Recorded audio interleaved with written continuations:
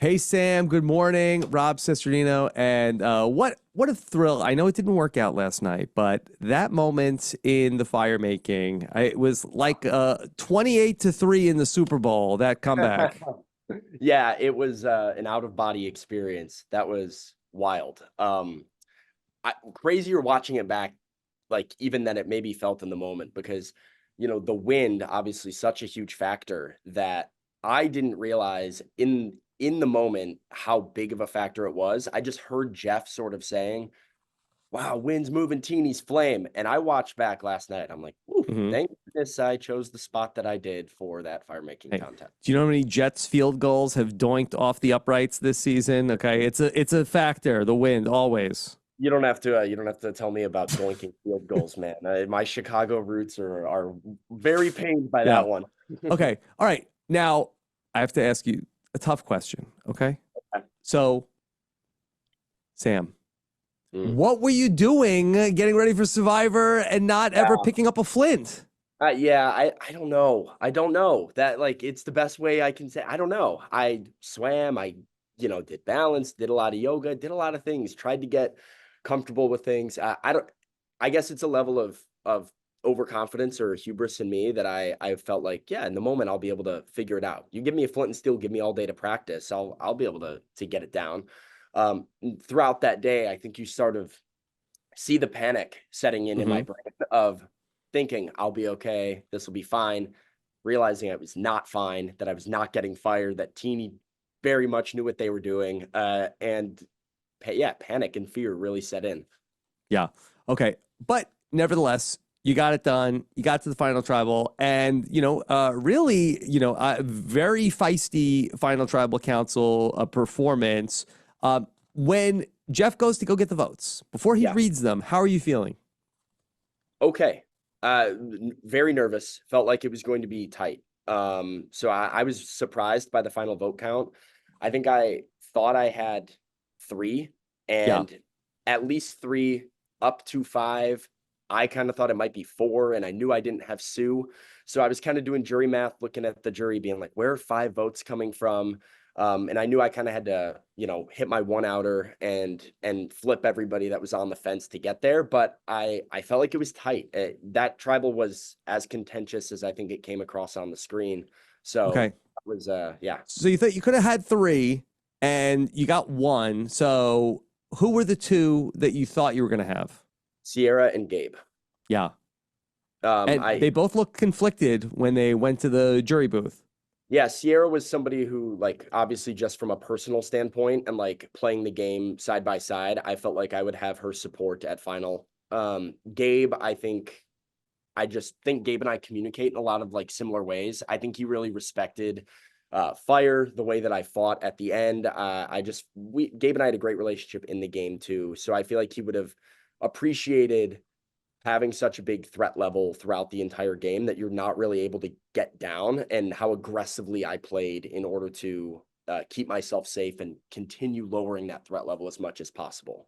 So when you look back at this whole game, what could you have done differently once you get to the merge and then Sierra gets blindsided? What is there a different path you could have gone? You know, no, maybe like I really don't know. It makes it a difficult part to sit here and not have like a mistake, not have something that I feel like I should have done that or should have gone this way or that way. I mean, win a challenge at Yeah. the end, buy the right item at the auction. All these things could have affected the game, but that is the game. I was very happy with how I sort of set up my end game after Operation Italy, which was kind of the whole purpose of it for me, was to put myself in this position where nobody is going to want to go to the end with Genevieve. Genevieve being my ally was the best thing that happened to me in the game, because it gave me one person that made me less threatening when nobody wanted to play with me. And if Rachel goes home at 6, if that idol isn't out there, I think I'm well positioned to have Genevieve go at 5. And I'm at 4 with 3 people I felt like I could have beaten at the end.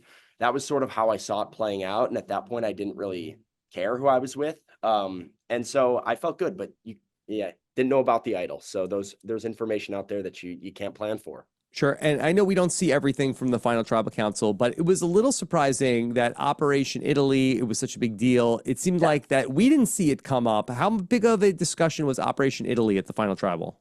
It did come up. We did talk about it. I felt like it was a big part of my final tribal pitch as well, explaining sort of the layers of Operation Italy and why each one of them were better and better for me.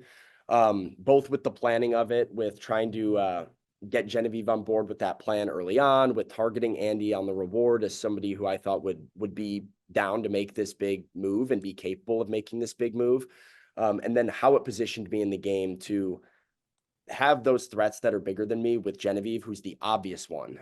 Andy then becomes sort of this, for me, break glass in case of emergency option, where if I felt like I was about to go, throw it all at the wall, expose Operation Italy, make Andy to be this mastermind that flipped, that they're all underestimating he's going to win the game, scare them enough to take Andy out instead of me. And then the fake idol, having that information also gives me the power to sort of control whether or not it's out there, right? And so at my convenience, Genevieve can stay in the game, Genevieve can leave the game based on the information that I tell people. And I think it set me up to be insulated in the end game, but also have the fate of Andy and Genevieve in my hands in a way, which I thought positioned me really well. How surprised were you when Rachel took out the idol and that it was Andy's name that got written down? Yeah, I wasn't at all, because Sue and I had talked that day, and I knew full stop Sue was voting for Andy. Like Sue and I would talk, and she's just, I'm so pissed at Andy. He took out my sweet Caroline. Like he's got to go. And I'm like, yeah, honestly, Sue, nice. Like he does that. And so when Rachel played the idol, pulled it up, I actually leaned over to Sue and say, and this gets cut from the show, I say, are we doing Andy on the revote? Because my thought was that Rachel voted for me, and I knew Rachel was going to block my vote, and that Sue had voted for Andy anyways. So I was immediately in, let's make sure I've got my ducks in a row, make sure Teeny's still with me and Genevieve, that we're taking out Andy on the revote. And Sue leaned back over and says, I took care of you. Don't worry, I took care of you. So I was like, oh, okay, we're good. And so, yeah, Sue got it done. Another big moment between you and Rachel happens at the Saul vote, where you kind of get out of Rachel that, okay, it's not going to be you tonight. It's going to be Saul. And then you go to Saul and then you tell Saul about the plan after Rachel said, please do not say anything about Saul. Did this moment come up at the final tribal council, and how did it change your game? Well, it did not come up at all. But it was something that I feel like was a conscious decision I made to pivot my game in the moment. You know, there was one option, which was sit there, be okay with it not being you, try and lay low. And then the other one was to really sort of take the game into my own hands. And regardless of whether it impacted that vote or not, I was really just trying to cause chaos, you know, create some dissension and doubt within this majority alliance, show people actionable, you know, through my actions that I was willing to work with them, so that people like Teeny and Genevieve moving forward, I can look at them and say, I was down to ride with Lavo, and here's an example of it where I was trying to look out for Saul. The biggest thing for me was Rachel says to me, it's Saul, but don't vote for him. Don't vote for him. You're not supposed to know. To me, I'm like, how included in the plan am I really if I'm not even allowed to vote with the plan? And I had spent some time working Saul that day. Actually, I showed Saul my idol and told him it was a real idol. I told Saul, make the vote Kyle and not me. I will give you the idol when we get back from tribal council. And he's like, why don't you play it? I say, well, Saul, I'd much rather have you as an ally and the idol in the game between the two of us than just survive tomorrow and go home, you know, right after. He's like, okay, that makes sense. So I'd spent all of this capital trying to build Saul up as my guy. I'm trying to get in with Lavo and make Teeny and Saul like my new people. And Rachel comes to me and tells me Saul's going home. Well, now all of this stuff that I've just done to work with Saul is no good if Saul's out of the game.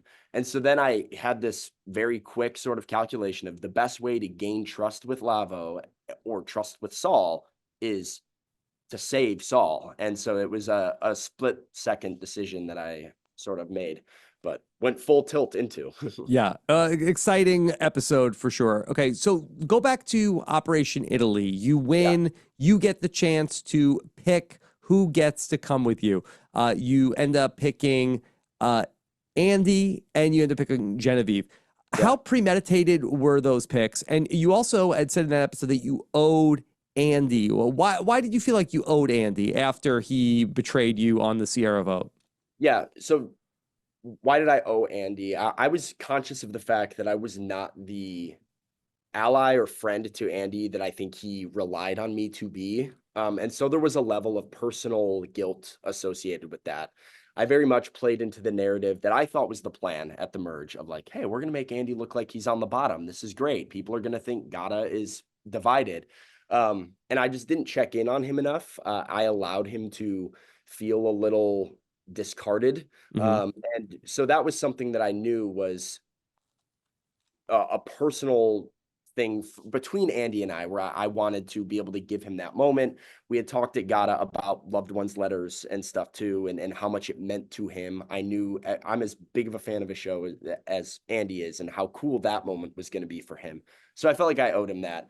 But the choices were very premeditated. Genevieve and I had talked that morning, and I had said to Genevieve, I think our best chance to survive is a 3-2-2. We got to do a fake idol. We need to pull a third with us. What do we think? And she says, I can get Teeny. I didn't think Genevieve could get Teeny. I thought Teeny's animosity towards me, or just like feelings towards me at that time, were strong enough that Teeny was always going to be kind of down, but not actually actionable and do it. And I knew I had a relationship with Andy where I'm like, this is a guy who will want to make a big move. I know is capable because we did it at Gata together for 7 days in the Annika vote. I know how his brain works. And I just think we could really, like, that's our best bet. And I think I have the best relationship with him, and he could feel the most on the outs of the 5. So then when I win, it's my chance to sort of be like, all right, well, I get to pick, and I pick that it's Andy and not Teeny, which I think contributes to Teeny's feelings after that reward challenge, because Teeny very much felt like they were the third between me, Genevieve, Teeny, and I made it me, Genevieve, Andy in that moment. Okay. How many of the fruits have you tried since you got home? All of them. Like I've you know, I keep going places in the fruits. Any faves? I know you said the watermelon was a little overrated. Watermelon's overrated. I like dragon fruit a lot. Dragon fruit, fantastic. And pomegranate. Yeah, pomegranate's very good. So these are all new things to me, Rob, but we're you know, we're learning as we go. Yeah. Okay. Wow. Come out for the adventure. Get all the fruits on Survivor. You never know what you can learn about yourself on Survivor. Okay, Sam, let me ask you about, that the word on the street is that they're having some kind of Survivor Pro Bowl one of these days. Yeah. Yeah. Would you throw your hat in the ring for something like that? I would absolutely throw my hat in the ring for something like that. What do you mean by Survivor Pro Bowl, Rob? Yeah, like, like some kind of like all of the all-stars from the different, things. Oh, okay. I see what you mean. Yeah. Survivor was an absolute dream, magical, fulfilling, and you're not supposed to get to do it once, and you're definitely not supposed to get to do it twice. But it would be my highest honor to get elected to the Pro Bowl. I don't know how that voting works. If it's yeah, nobody does. If it is for the other. All right. Well, Sam, really fun to get to watch you play, and you took it all the way down to the wire. So job well done. Hope we can get the chance to chat some more in the future. Okay. Thanks so much, Rob. I appreciate you. Take care, Sam. Bye.